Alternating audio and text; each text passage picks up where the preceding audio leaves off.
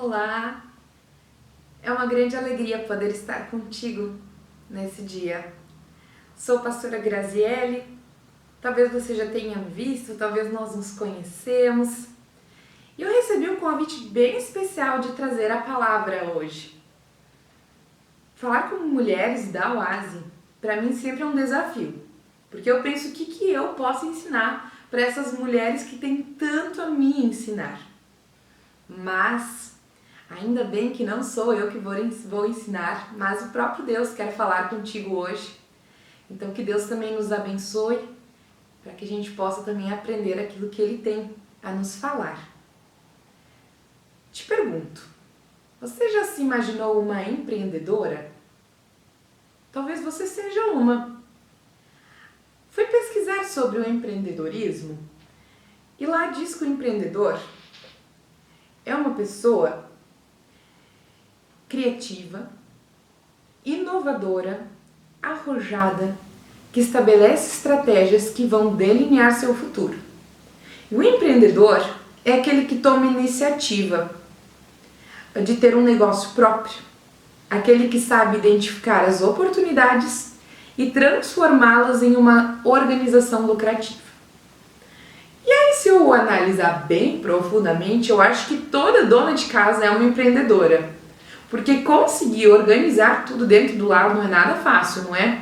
Tem que ter muita criatividade, tem que estar inovando sempre, né? E é uma rotina assim maravilhosa que precisa de muitos dons para conseguir dar conta disso, né? Mas em muitas situações da vida você deve ter tido muitos pensamentos de empreendedor. E eu trago hoje um texto de um homem que também empreendeu muito.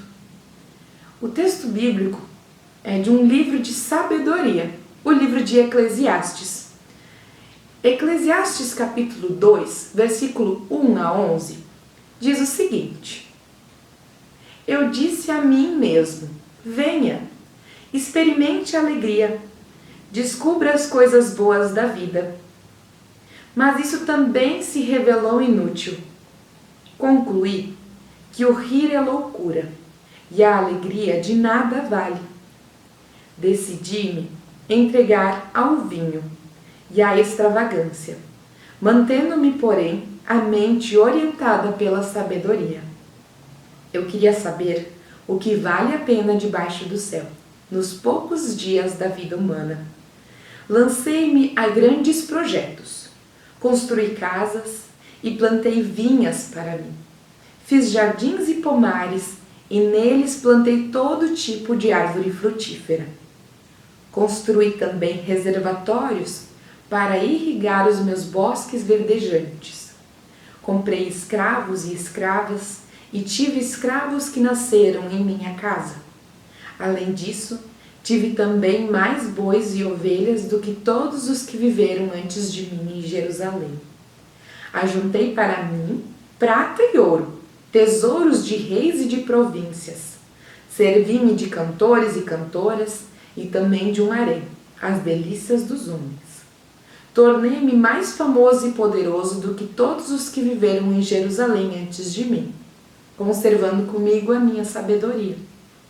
Não me neguei nada que os meus olhos desejaram.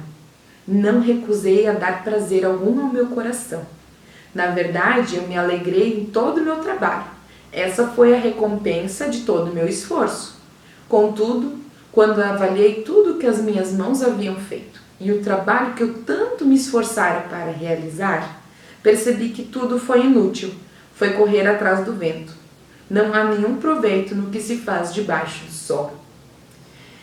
Esse texto bíblico, ele nos faz refletir sobre o sentido da vida.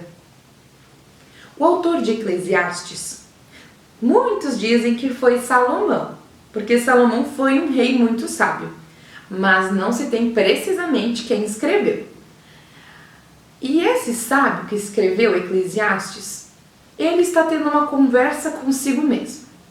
Não com Deus, não com ninguém, mas ele se questiona sobre qual o verdadeiro sentido da vida. E aí, a partir do ponto de vista das coisas do alto, ou seja, do ponto de vista de Deus, ele começa a se refletir Começa a refletir sobre isso. E aí ele vai em busca do sentido da vida dele. E o nosso texto é dividido em duas partes. A primeira parte, ele vai em busca da alegria, para ver aonde está o sentido. Será que o sentido da vida está na alegria? Num bem-estar? Num riso constante? Muitas vezes a gente coloca o sentido da nossa vida nisso, né? A gente busca o tempo todo estar feliz e alegre e parece que nada pode nos abalar. A gente tem que mostrar para o mundo que a gente está feliz e que aí sim a gente tem sentido na nossa vida. Mas o sábio viu que não é nisso que está o sentido da vida, porque a alegria, ela é passageira, assim como a nossa vida também. E nisso não tem nada de engraçado. Na verdade, o ser humano não gosta de pensar que é passageiro. Talvez agora, nesse tempo de pandemia, é um tempo da gente refletir bastante sobre isso. Como é ruim ser passageiro. Quem gosta de morrer? Né? Eu acho que a gente luta pela vida, a gente precisa lutar. E aqui, esse texto mostra que nós não podemos depositar o passageiro da nossa vida em algo passageiro também. Então, no primeiro momento, ele vai para a alegria e para o riso. E ele vê que não é nisso que podemos depositar o sentido da nossa vida, porque isso passa. Nem só de riso são os nossos dias. Haverão dias de choro. A gente gosta desses dias? Normalmente não. Mas eles são uma realidade. Eles estão à nossa volta. Então a gente não pode depositar todo o nosso sentido nisso. Isso faz parte da nossa vida, a alegria. Mas ela não pode ser o centro e o sentido da nossa vida. E isso nosso sábio nos aconselha. Não deposita na alegria o sentido da tua vida. Porque a alegria nem sempre vai estar aí. E aí vai ficar ruim se o nosso sentido estiver ali. E aí a segunda parte do texto, dos versículos 3 até o 11, a gente vai ver um homem que foi atrás do empreendedorismo para colocar o sentido da sua vida. Como assim? Esse homem construiu grandes coisas, foi criativo, foi inovador, ele buscou em 1001 coisas o sentido para a sua vida. Então, o primeiro ponto, ele vai em busca do vinho e a extravagância. Então, a gente tem na Bíblia algumas passagens que nos mostram que o vinho, ele alegra o coração. Por exemplo, Salmo 104, 15, Juízes 9, 13, são alguns versículos que apresentam esse lado do vinho.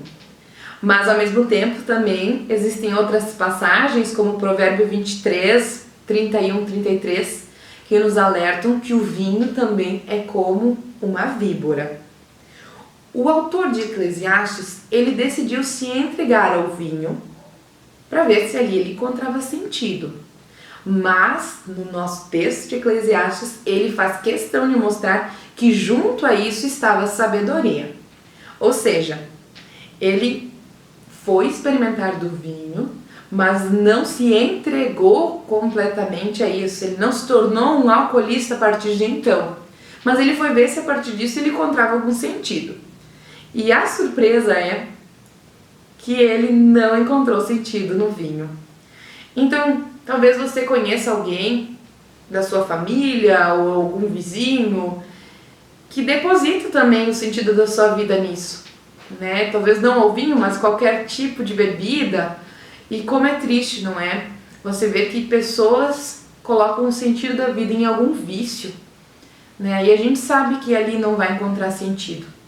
Muitas vezes, em busca de um alívio momentâneo, as pessoas se entregam a algo que depois passam a ser o sentido e o centro de sua vida. E quão triste é a realidade de tais pessoas. Então, nosso sábio disse: experimentei o vinho, tentei ali encontrar sentido e não, ali eu não encontrei sentido. E aí agora ele começa então a construir e vai construindo. Então, o segundo ponto, ele busca sentido em grandes pomares. Versículo 4 e 6 ali, ele mostra que começou a construir muitos pomares. E aí, com essa construção dos pomares, o que ele começa a fazer? Construir o seu pequeno jardim do Éden. Ali ele não precisava mais ter nada que provinha de Deus. Ele mesmo estava garantindo o seu sustento. Ele plantou pomares, então ele tinha frutas, ele conseguia cuidar da sua alimentação, ele também cuidou das videiras, ele podia produzir seu próprio vinho ou seu suco, ele também tinha madeira para construir grandes casas, construir os materiais, ter materiais para construir os seus instrumentos musicais. Então ele estava ali construindo tudo o que ele precisava para viver. E depois de construir seus grandes pomares, o que mais ele faz? Ele não só se preocupa com a quantidade, mas com a qualidade. A região da Palestina, aonde provavelmente o autor de Eclesiastes vivia, é uma região muito difícil para a vegetação. É muito seca, né? Tem muitas queimadas, tem muita pedra, então o terreno não é bom. Mas o nosso sábio mostrou uma realidade totalmente diferente. No pomar dele estava tudo muito legal. Ele até se preocupou em fazer um sistema hidráulico para a época. Então ele estava de fato construindo ali um pequeno paraíso para ele. E depois de construir um pequeno paraíso, a gente vai para o outro tópico, que ele começa então a colocar gente naquilo. Então ele coloca muitos empregados, muitos animais e também muitas riquezas. Então ali ele colocou pessoas que o serviam, teve muitos cantores e cantoras que podiam alegrar o dia dele com uma música boa, e ele também tinha muitas riquezas. O texto diz que ele tinha riquezas como um grande rei. Por isso também dizem que quem escreveu foi Salomão, porque Salomão foi um grande rei. Mas isso tudo também não foi o suficiente para dar sentido para a vida dele. A gente podia dizer que ele estava vivendo um sonho. Já pensou você acordar e aí você morar num palácio onde tem pessoas que vão te servir, onde ali você tem músicos que estão à sua disposição, se você quiser uma música, né? Ah, canta aí pra mim, né? Talvez um grupo particular do manancial, assim, né? Cantando pra eles. Então, tudo muito bom, né? Com tudo que precisava para viver. E ele tá lá, sendo bem servido, tendo tudo que se precisa. E diante disso, não ter sentido pra vida. Já pensou acordar nessa realidade? Será que tu diria, não encontrei sentido nisso? Porque às vezes a gente parece que vive para isso. A gente vive correndo atrás de coisas. Coisas deste mundo. Vive em busca de uma casa perfeita, bem organizada. Vive em busca de ter posses. E será que ali vale a pena a gente depositar o sentido da nossa vida? No que você já depositou não só o sentido da sua vida, mas o seu tempo? Será que você depositou nas coisas certas? Sempre é tempo de refletir sobre aonde depositamos o sentido da nossa vida. Então o nosso autor, ele conclui, né, o poder de ter todas as coisas. Versículo 9 e 10, que ele podia ter tudo o que ele queria. Ele tinha tudo nas suas mãos. E nem por isso ele pôde ter o sentido da vida. Porque todas essas coisas que ele correu atrás, ele empreendeu em tudo isso, e tudo isso são o quê? Coisas passageiras. Então o texto mostra e aponta que o nosso sentido da vida não pode ser em coisas passageiras. Ele conclui dizendo que tudo isso é apenas vaidade. Tudo isso passa. É efêmero. Mas existe uma coisa que não é passageira. Deus é eterno. E é nisso que devemos depositar a nossa confiança. Ali deve estar o nosso centro. É tão fácil a gente falar isso, né? Mas é difícil colocar isso no nosso dia a dia, né? É difícil a gente, nas nossas correrias de organização, de tudo, a gente agora parar e ter um tempo com Deus Diante das decisões que precisamos tomar, é difícil pensar, Deus, o que tu pensas, o que tu queres. Eu espero muito que o sentido da tua vida esteja nas mãos de Deus, que Ele seja aquele que te guia, que te orienta e que cada decisão que tu tomares seja guiada e orientada por Deus. O nosso sábio, ele concluiu que tudo isso é vaidade. Vale a pena ficar vivendo uma vida cheia de coisas apenas por vaidade? Não vale a pena. Não troque o melhor de Deus pelo bom que o mundo tem a te oferecer. Essa frase me foi falada quando eu era bem adolescente. E eu digo, Deus, obrigada por ter mandado alguém para me falar isso. Porque às vezes quando a minha vida está num turbilhão de coisas, eu penso, Graça, Deus tem o melhor para ti.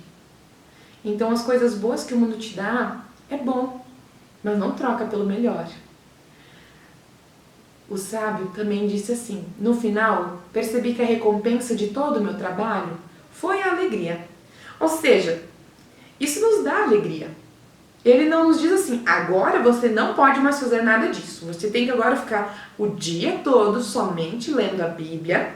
E você não pode fazer nada além disso, porque a Bíblia fala da palavra de Deus, Deus fala contigo por meio dela, e agora você só pode fazer isso. Não, o texto bíblico diz que o empreendedorismo, né, você fazer, investir em coisas, você gastar o seu tempo, investir o seu tempo, né, em coisas que vão te trazer um riso, uma felicidade, ele diz que isso não está condenando isso. Isso é bom, né? Ele diz que no fim ele teve a alegria como recompensa. E é bom, né, poder ter isso. Mas, mais uma vez eu reforço, nisso a gente tem apenas uma recompensa do nosso trabalho, mas não o sentido da nossa vida, né? Então, que o sentido da nossa vida esteja nas mãos de Deus, que Deus seja o centro do nosso pensar e do nosso agir, e que a gente possa, assim como sábio, concluir que tudo nesse mundo é passageiro, é vaidade, mas que as coisas de Deus são eternas. Então vamos continuar com o melhor que Deus tem para cada uma de nós. Que Deus nos abençoe, que Deus cuide de cada uma de nós, também com aquilo que a gente faz da nossa vida. Ainda te convido a orar junto comigo para que também Deus cuide e nos ajude, nos dê a sabedoria para colocarmos o sentido da vida nas coisas certas. Vamos orar? Querido e amado Deus, obrigada, Senhor, por essa oportunidade de estarmos juntas, mesmo na distância. Obrigada por estar cuidando de cada uma de nós. Obrigada que em tempos tão difíceis a gente pode ouvir da Tua Palavra. Que a gente possa também sempre, Senhor, ter o sentido da nossa vida baseados na Tua vontade. Que Tu possas, Senhor, falar conosco diariamente, que a gente possa sentir o Teu agir nas nossas vidas, Senhor. Que a gente possa olhar para trás e pensar que bom que eu coloquei o sentido na coisa certa. E se a gente olha para trás e vê que o sentido não estava na coisa certa, que a gente possa olhar agora e falar, Deus, me ajuda a colocar o sentido na coisa certa. Querido amado Deus, obrigado que Tu falas conosco.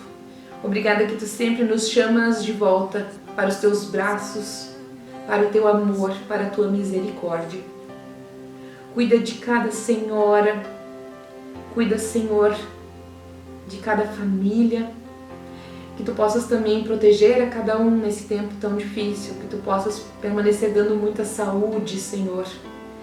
Também que a gente possa sentir a alegria de Te servir, a alegria de Te ter como centro.